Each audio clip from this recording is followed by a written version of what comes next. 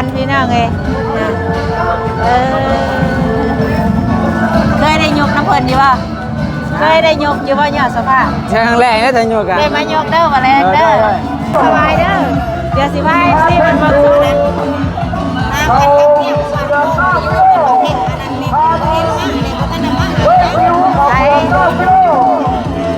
อันนี้เนี่ยมันเป็นป๊อปเข้าป๊อปเข้า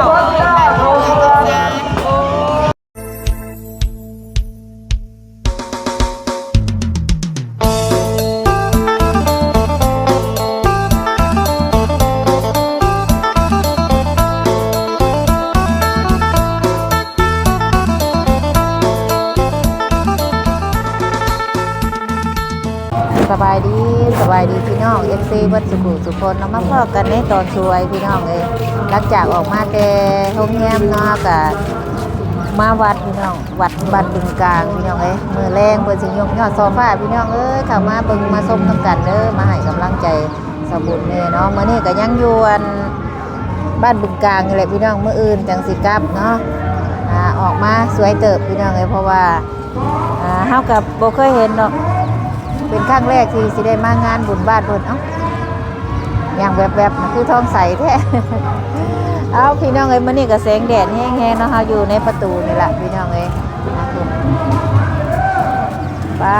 บ่ได้พี่น้องสบายดีมาแต่เช้าพุ่นบ่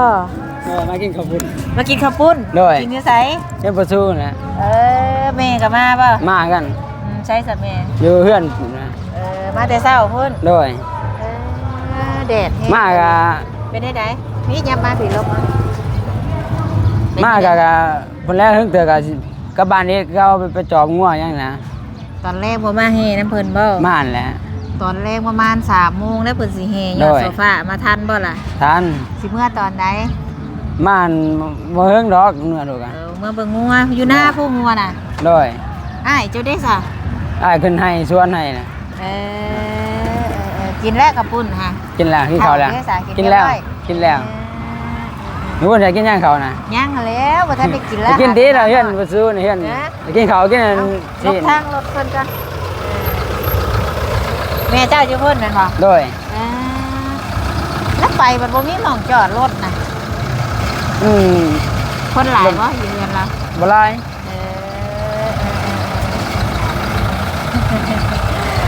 พี่น้องเลยนะเขาสิไปจอดรถไว้ใช้สาบะแซงเส้นทางไปเลยจอดเข้มทางไปบัดสิเมื่อเพื่อนป้าเจ้าสิเอาจอดไว้ใช้เข้มทางของเก่าอันนี้นะแม่เจ้าอยู่พุ่นนั่นบ่ไปสามมื้อเล่นน้ำป้าเจ้าก่อนป้ามาแต่ละเทือกก็บ่ได้เคยมาเล่นเงินเล่าพี่น้องเลย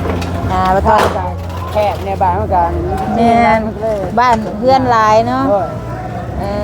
เพิ่นเว้ายังเซลอยู่ในฮะใหญ่รถนะโอ้เพิ่นให้ใหญ่รถลำเรื่องสิมาแล้วโอ้เพิ่นสิตั้งหม่องนี่บ่ไปย่างเข้าไปปะย่างเข้าไปเบิ่งจังได๋เบิ่งนิดไม้กันทั้งไสเดี๋ยวจังได๋จะเมื่อเฮือนป้าเจ้าไปเบิ่งไปย่างไป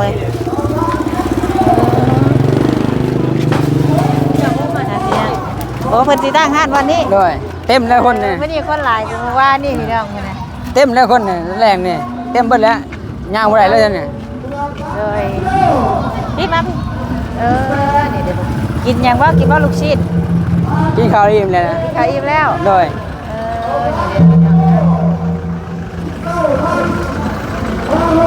คนที่ตั้งห้านหมอรับเรื่องวันนี้พี่น้องเองน้ำเรือตั้งกินน้ำเท่านี้กินน้ำพี่กินน้ำเขาพี่เลยเนาะโดยย่างเอาลูกชิ้นกันจะข้าวช่วงนี้คนกับสีย่างบัวลายเนาะคนไทยลายนี่คนเนี่ยแต่คนลายคนแรงเนาะคนแรง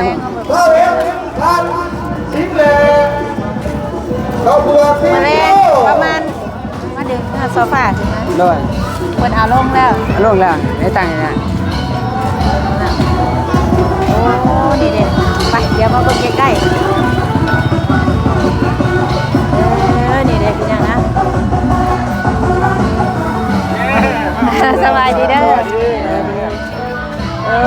งามเด้นี่มายกขึ้นน้ำกันเด้อด้วยพี่เด้อพี่น้องเลยมาแรง ประมาณถาบ้านเท่ากับ7 โมงแรงถาว่าทางฝั่งไทยก็จะวัน1 ทุ่มเนาะที่ตามมาเบิ่งมาชมมาอนุโมทนาบุญน้ำกันเด้อพี่น้องเนาะมาเป็นอัน มาหอดมาถึงหอด เลยฮอดตะวันนี่เลยฮอดตะวันนี่พาทาง FC แล้วก็พาทุกคนมาเบิ่งบรรยากาศสดๆน้ำกันพี่น้องเอ้ยนะเคยได้ยกน้ำเพิ่นอยู่บ่เคยได้ยกอยู่บ่ยอดสภาพ ใช่ครั้งแรกนะแต่โยกอะ ได้มายกเด้อมาแรงเด้อเดี๋ยวพี่น้องเพิ่นกำลังขึ้นเทิง นี่จอมมันเลยจอม ฮะ จอมนี่ตัวนี้คนตัวใหญ่ตัวนี้ ซอย ซอ อันเนาะพี่น้องเนาะซอใหญ่นี่ก็มีหลายท่าทุกคนเนาะแต่สมุนได้แจ้งออกไปได้คลิปอยู่แล้วก็มีซอน้อยนี่3 ท่านเนาะมีทางครอบครัวของเอ้ยจูลี่แล้วก็อันนี้ก็หลายท่านพี่น้องมีแบบแต่ละคนเพิ่นก็อยากมาร่วมทำบุญน้ำกันนะเนาะสมทบกันพี่น้องต่อยอดแต่ว่ายอดซอฟ้าเพิ่นยกขึ้นเนาะพี่น้องมาแรงไปเดี๋ยวเราเบิ่งให้คนพี่น้อง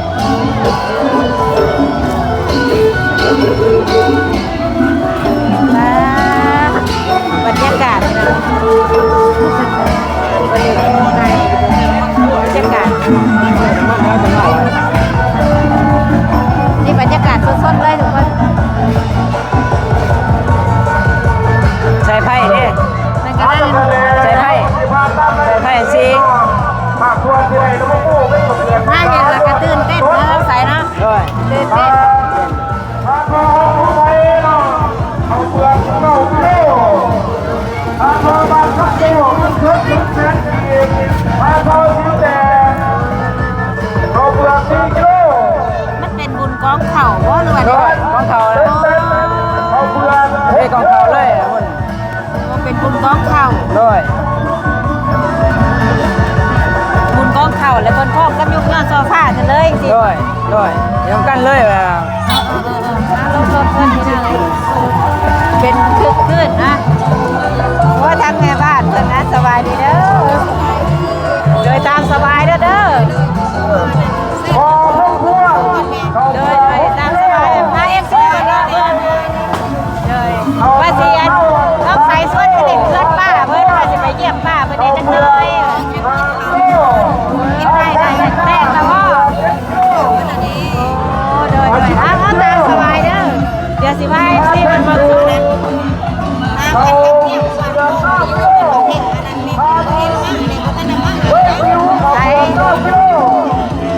อันนี้เนี่ยมันเป็นบุญกองเข่าบุญ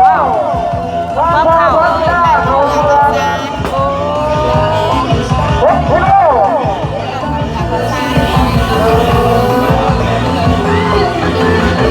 ได้เกี่ยมพี่น้อง7 โมงแรงเพิ่นยกขึ้นใส่3 โมงนี่เขาสิได้ตั้งอะไรอยู่โรงเรียน3 โมงเลยนี่มามันอยู่ไปตั้งโรงเรียนใช่โรงเรียนโอ้ไปแน่นะเพิ่นเนาะแรก7 โมงเลยจะถึงมาตี3 โมงไปโฮมกันอยู่เพิ่น3 โมงเลยไปโฮมกันอยู่เพิ่น เอาเปลือกสีเก่า มันได้ง่ายมากแรกเลยเวลา7 โมงแรกก็จะยกมาเลี้ยงแม่ตัวให้ยอมก็จะ3 เดียวเลยให้แขกคนมาโฮมก่อนเนาะสูงขึ้นแล้วมาติดคนแล้วเลยให้แขกคนมาเต้ามาโฮมก่อนพี่น้องเลยเนาะแขกมาเต้ามาโฮมแต่ว่าสิยอดตะเวนพาแขกเท่านั้นมาเลยว้าววันจันทร์ใหญ่แต่ว่าเวลา7 โมงจะได้ดึงเข้าสู่นั้นคนแล้วอันนึงยอด2 บาทก็พอดีอันนั้นน้ำเดือดคนกับเบิดพี่เลยเวลา8 โมงรถหมอลำเรื่องมาเลยมาแล้วบ่ยังแม่ทันมากำลังมาเนาะเอาถามมาเบิ่งน้ำเลือกน้ำกันเด้อพี่น้องมื้อแรงส้มเด้ออยู่บ้านกลางทั้งบ้านกลางทั้งพี่น้ำเมืองคงเซโรดขนาดนั้นเฮ็ดเพียงพอดเอาถ้าไปเบิ่งน้ำกันเคยเบิ่งมาลำเรื่องโอ้ทางแม่บ้านเพิ่นก็เพียกหลายพี่น้องเอ้ยตามสบายแค่สิลองไปน้ำดอก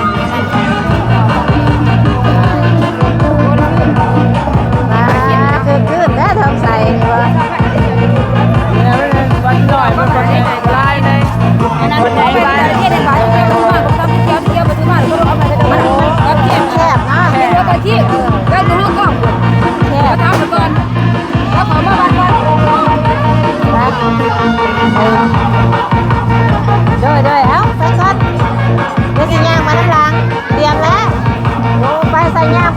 คนมานับพี่น้องเลยอยู่นี่ก็เด้งดึงเล็กน้อยต้องใส่ขี้เด้งดึงว่ะอยู่เด้งพี่น้องเด้งดึงพระเจ้าอยู่บ้านแต่ก็มีค่ะเจอพี่น้องเลย กินเลยกิน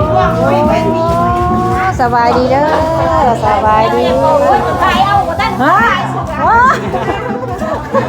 บ่เป็นหยังบุญบูคนแต่งพาเข่าพาหน้าพี่น้องคือเป็นแต่เบิ่งนี่เนาะลาบเด้อพี่น้องประจักลาบประจักก้อยประจักย่างประจักลงมาเอาย่างเอาพี่กันเลยสบายดีเด้อทุกคนสบายดี โอ้ยดีแล้วกูวันนั้นทำคำสู้อันนั้น เลย ตามที่มานี่มาเป็นสวัสดี มาหอดแต่เมื่อวานนี่แหละเลย แล้วบอลเมืองเป็นมุมเป็นเพื่อ เลยสาธุเอาบุญน้ำกันเนาะ เฮ้ยแม่น้อย เป็นสะพานบุญให้ผู้ใหญ่ใจดีเพิ่นท่านผู้ใหญ่ใจดีเพิ่นบ่ให้เป็นสะพานบุญให้ก็คือสิบ่ได้พ้อกันทั้งนี้เนาะผีท้องใสเอ้ยบุญน่ะป้าพี่น้อง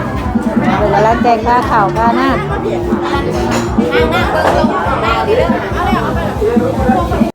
มาเด้อพี่น้องให้กินข้าวเบิ่งแน่มีลาบมีอบมีต้มมีน้ำกับปุ้นพี่น้องข้าวมาท้องใสมาเด้อกินข้าวน้ำกันอูตั้งปุ้นเพิ่นกันได้มานั่งน้ำกันไหนมาใส่โยลวงลายคนนี่ป้าพี่น้องมาในแม่กินน้ำกันก่อนจังมื้อมันจะเป็นยังกินอะไรจังมื้อยี่มาแล้วจังมื้อมานั่งกินเป็นโมยี่มานั่งร่วมกันก่อนมาดิมีมานั่งกินเป็นหมู่กันก่อนจังมื้อมาบอกกินแล้วจังมื้อกินแล้วก็มานั่งเป็นหมู่กันบ่เป็นยังมาแม่แม่กับมานั่งน้ำกันเพียงเอาลุกมือทั้งใส่เอ้ยไหน เดี๋ยวมีอะไรอยู่กลาง หายดิ แต่กระทะเลย เอามานั่งกินน้ำกันเด้อมาจะว่านี่ บอก เลยมาจะว่านี่ เจ้าจะว่าจิ๋วบุญ นะแม่นแล้วเอานี่แหละ เพราะว่าอันนั้นมีว่าจะหมูข่อยอยู่อันนั้นมีกาบ้านนี้มันสนใจยังไม่ใช่ว่าจะออกกิบออกยังอ่ะนะออกอันข้าวออกยังอ่ะนะว่าบ้านพึ่งกลางเฮ็ดอันนี้ โดย เมื่อวานเฮ็ดได้นะที่พอออกกันกับเรา คันมาบ้านกับพ่อเนาะคันอยู่พุ่นกับพ่อ บ่แล้วอยากพ่อในเวลาสายยังไปหา โอ้ติดตามบอกเพิ่นกดติดตามเขาไปเบิ่งเขาไปติดตาม บอกเลยว่าเรามาทีละเทื่อมึงกูอยู่ไสอีกูเห็นหน้ามึง เจ้ากับคนอยู่นี่บ่ เด้มึงของเพิ่นนี่แล้ว เลย เพราะว่าขอกันอยู่น้ำไม้น้ำหน้าแล้วเดียวแล้วเสียได้กู เอากินข้าว มันมีน้องสาวหมอหั่นจ้ะเขาแล้วเขาอยู่คนละรัฐนะ ขออนุญาตกินเด้อ อยากช่วยอยากยังบ่จะ ให้เพิ่นติดตามบ่อยเพิ่นทักมาทาง Facebook เฮาก็ได้ชื่อ Facebook เฮาน่ะสาวบุญมาบ้านเฮา เพราะว่าเจ้าก็ กินต้องใส่เอ้ย เบิ่งชื่อนั่นน่ะอิ่มแล้ว เบิ่งไม่ซื้ออิ่มแล้วอ่ะ ไปมาไปรวงลายคนบ่มากินน้ำกันนี่แม่ครัวเฮานะครับพ่อบ้านเพิ่นมากินน้ำกัน บ่ได้เมื่อง่ายที่คนแล้วคน มื้ ที่ ออื่นมื้อนี้บ่ได้เมื่อถ่ายยุ่งยากโซฟากัน แม่นแล้ว มาเด้อมาค่ะมา มากินข้าวหวนผ้าเพิ่นนี่กินข้าวหวนผ้าหวนสวย เรียกพ่อบ้าน ง่ายนี่ กินน้ำกันไปแล้วท่านน่ะกับปุ้นอีกกินไม่ต้องใส่ นี่ลูกก็อิ่มแล้วเธอก็ปุ่น อิ่มแล้ว บอกพวกมานำบ่ผู้ใดก็ มากับลูก บอกใช่ ตายแม่น เราคือบ่มาจ้ะ เรากับข้าวเวียกอยู่ให้อยู่นะ เฮ็ดหน้านี่บ่ ให้คือกัน คือว่าเจ้าไหนเจ้าหน้าเนี่ย ให้คือกันกินได้แม่ต้องใส่เอ้ย ใช่เลยแหละ ไม่สอน ใส่ ใช่ เอาบ่บ้านโคกกินเซนู โอ้ แม่น ที่นู่นมีใส่ทหารเนาะทหารก่อสร้างเนาะเดียวก็อยู่หั่นปัจจุบัน ใกล้ทหารไหลคนนั่งในบ้านมันนี่ขอบใจหลายๆเด้อและจังพ่อกันไหมเลยอิ่มเรียบร้อยนะเดี๋ยวยังสิไปแห่น้ำอยู่เดี๋ยวไปเบิ่งก่อนว่ารถหมอลำเรื่องเพิ่นมาว่าซั่นเพื่อนบ่ไว้ทางแม่บ้านยากอยู่บ่เป็นหยังไว้แล้วเวียกแล้วหยังจังขึ้นไปก็ได้เฮ็ดเวียกทางนี้ซะขอบใจหลายๆพี่น้องเพิ่นเลี้ยงว้าแต่กินเลี้ยงกันโดยฮะโดยเดี๋ยวเลาะแถวใกล้ๆนี่แหละว่าได้ไปไกลดอกโดยให้ทางแม่บ้านเพิ่นเฮ็ดเวียกกันสิเมื่อไรไปย่างไปเบิ่งห้านหมอรับเรื่องกันเด้อนะให้แม่บ้านเพิ่นเวียกเพิ่นพี่น้องพี่ทางพี่กับเพิ่นกำลังสิเฮ็ดฮับแขกฮับคนพี่น้องเพราะว่าทางหมอรับเรื่องเพิ่นมาเชิญทางนี้เพิ่นกำลังเดี๋ยวออกไปเลาะเบิ่งหมอรับเรื่องกัน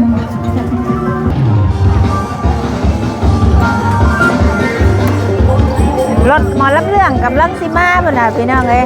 แต่ยังบ่ทันได้มาฮอดถ้าเบิ่งน้ำกันเจ้าสิเมื่อแล้วมันเสร็จหมดแล้วแดง เมื่อเลยจักโมงสิมา จำแล้ว เออ แล้วก่อนเนี่ย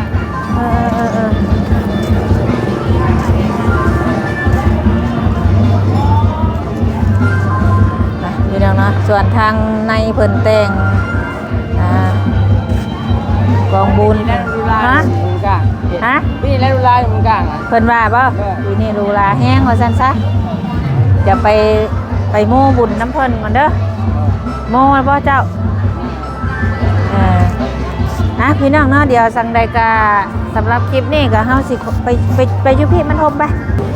พี่น้องเนาะกินข้าวกินน้ำแล้วก็อิ่มแล้วก็ทั้งท้องใสก็สิครับเนาะทางบ้านเพิ่นก็โอ้สิแม่นเพิ่นนั่นต้อนรับดีพี่น้องไอ้กินข้าวกินน้ำจนว่าแย่แต่บ่ได้เฮาบ่ได้กินเนาะเฮาก็ดีใจที่ว่าทั้งพี่น้องทั้งบ้านบึงกาฬเพิ่นต้อนรับเป็นอย่างดีเนาะพี่น้องเนาะคันว่าผู้ใหญ่ใจดีเพิ่นบ่ให้เป็นสะพานบุญให้ก็คือสิบ่มาฮอดพี่เนาะท้องใสเนาะถือว่าบุญกุศลนี่หลายเด้เฮาก็ได้ทั้งท้องใสกับบุญหลายท้องใสเลยสิได้นำบุญมาร่วมกันเนาะคันว่าบ่ได้ช่วงนั้นพี่น้องเฮามาส่งท้องใสเนาะก็อันนี้ก็เป็นนำทางผู้ใหญ่ใจบุญเพิ่นที่ว่านำพาส่งทางเข้ามาถ้าผู้ใหญ่ใจบุญบ่ให้มาเฮาก็คือสิบ่ได้มาทำบุญทำทานอยู่บ้านนี่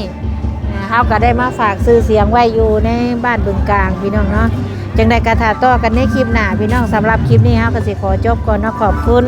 ผู้ใหญ่ใจดีทุกท่านที่ให้เป็นสะพานบุญให้เด้อขอบคุณในไลน์เบิร์ดสุคนเนาะสำหรับคลิปนี้ลาพระจากพี่น้องถ้าพ่อกันในคลิปหน้าเด้อพี่น้องเด้อสิอัปเดตให้เบิ่งเนาะ